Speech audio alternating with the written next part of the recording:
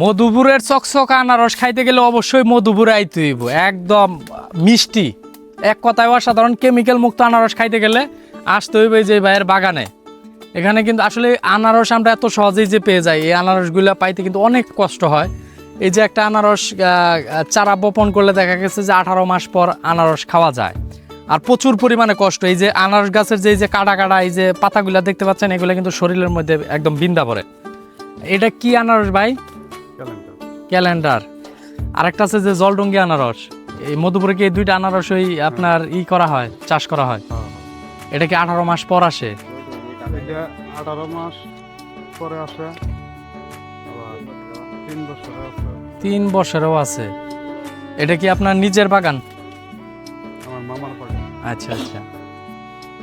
এগুলা কি সরাসরি আপনারা ঢাকা সাপ্লাই করেন নাকি কেমনে কি? ঢাকাও দেই, আবার এই জায়গায় জলছত্র বাজার আছে, বাজারে বিক্রি করি। এই যে আনারস বাগানে যে কাজ করেন অনেক কষ্ট